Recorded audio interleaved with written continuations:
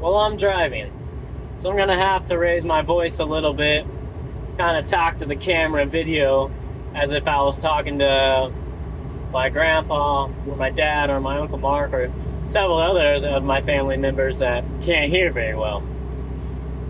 This video quality is probably going to be bad. It's going to be rough. It's going to be raw. There's no editing coming out right, like my uncle said. Just put videos out. Just go for it. Anyway, so here's a bit of a story. One time I was hitchhiking, started my hitchhiking journey in Wichita, Kansas at Central and 235 North. It takes me like 3.5, 4 hours. Let's say 4 hours to get a ride. Which 4 hours in Kansas to get a ride in the middle of the city, actually really good time. I was clean cut, clean shaven, had a backpack on, but I was clean. I just walked down the road to get a ride. Anyways, a couple people, I think on purpose, came close to hitting me just to mess with me. Some people rolled down the window, gave me the you-know-what, and told me to get a you-know-what. Maybe you don't know what. They told me to get a job. Told me to get a job. As if I hadn't just quit a job, or maybe I was just working a job and on vacation for 2-3 weeks and I could hitchhike. Actually, this particular time was about to be 2.5 months of thumbing it down the road. So to start my journey off, this man pulled over in a brand spanking new, seriously like 5 days old Corvette he had just bought because his girlfriend had broken up with him the week before, and he wanted a car. He wanted to spend some money, prove to himself, maybe others, whatever. And he said he picked me up because they broke up on the interstate. He asked her to pull over, get out of the car, and he hitchhiked back to Wichita. So anyways, I'm like, okay, that's great. I'm headed up to Lawrence. If you could, get me out of town, maybe up to like El Dorado or something, that'd be great. He said he's just cruising. Whatever. He takes me up to El Dorado and he's like, let's go a little further. I'm like, all right, hop on the interstate, take me up to Mountfield Green. Let's go a little further. And at this point, he's flying. Like, I can't remember what the max speed on that thing was. It had to have been over 200 miles per hour. And he's just going for it. And me, I'm not as spontaneous as I think. I might be a traveler and a hitchhiker, somewhat of a risk taker. But I'm a little nervous. I'm like, okay, this is fast. 215 miles per hour. All right. Anyways, we fly past Mountfield Green, and he asked me, brings it back down to normal speed of 90 or whatever. Do you want to drive? And I'm like, yeah, for sure, I do want to drive. So he pulls over, and he's, it's a nice car, nice tires. He doesn't want to get entirely on the shoulder. He's halfway in the lane, halfway on the shoulder, hazards on. We switch, hop out real fast, and I take off, and I take it real easy. I'm trying my best to not lose control, speeding up. I mean, I definitely don't slam the gas. He told me not to. I get up to 60 so fast regardless. And then the speed limit's 75, so I'm at 75, and he's like, come on, kid. And so I take it up to 100, 120, 127. 127 is the fastest I have ever been in my vehicle at the time, a Honda Accord, an old Honda Accord. And my Honda Accord would be shaken to death. A few of my friends, they can tell you about that.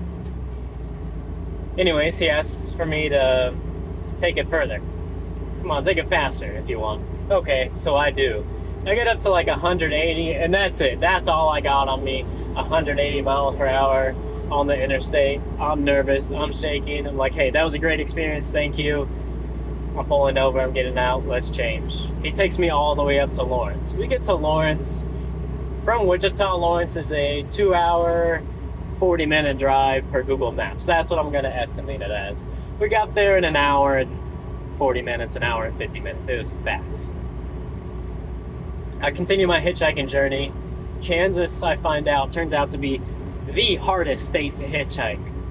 Later in the journey, I would find out, or actually reprove to myself, that California is indeed one of the hardest places to hitchhike. With all this in mind, yesterday, I'm in the semi truck. I go to the grocery store. I decide to walk to the grocery store and back again. I'm in Kansas. It's 2.5 miles one way, so 5 miles total. That's good exercise. It saves me money, so I don't have to get an Uber or a Lyft. And not only is it physical health, but it's mental health. You're out of the truck, you're in the setting sunlight, in the, the early summer, late spring, all the summer insects and noises. And on my way back, as I'm walking back, I don't even bother trying to hitchhike. I did this to myself. I want the exercise, and I am loaded down with groceries. I try to only eat out once a week. Other than that, I'm always cooking. And thankfully for me, a good way that I can decompress from my day of driving is I can cook a meal and clean it up. I'm more than happy to take 2 hours of my day and time doing this. Not trying to knock anyone else off, put anyone else down. I don't need to decompress on my phone. I don't need to smoke cigarettes or pot or drink a beer. Cooking a meal is a great way for me to decompress. And on the way back home, or back to the truck rather, I'm a mile away. A man takes the time to go past me, pulls over into a parking lot, waits for me to walk up to him, and he's like, "Hey, I see you're coming from Price Chopper. Where you're going, I don't care. Do you want to ride?" And I say, "You know what? Yeah, I do want to ride." My arms were actually getting tired at this point. I thought about stopping, taking a break, eating some EL fudge cookies so that I could manage to get back. Whatever, I take him up on the offer.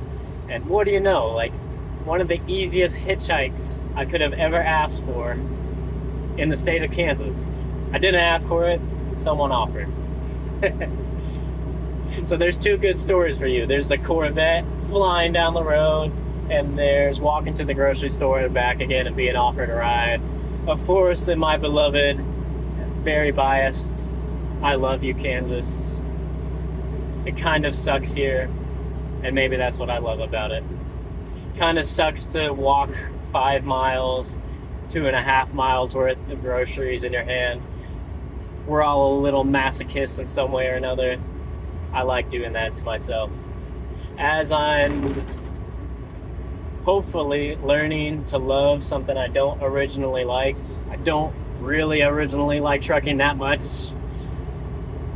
Part of the thing I'm truly enjoying, it sounds a little trite, is the grind, the daily grind. You're out here on the road. I've been working, technically not really, I've been working for 2 weeks straight now. And I say technically not really because you have to reset for 34 hours. So you're parked, but you're not really on vacation. I parked in Southeast Ohio where there's darn near nothing to do. Before that, I was northeast of Indianapolis. There's plenty to do, but you have to walk an unbelievably long ways to do stuff. You're still exposed to everything around you. And even though you're taking that 34-hour reset and not working, you're still on the semi-truck, especially when there's inclement weather. Thank you, Kansas. Thanks, y'all, for watching this. Peace.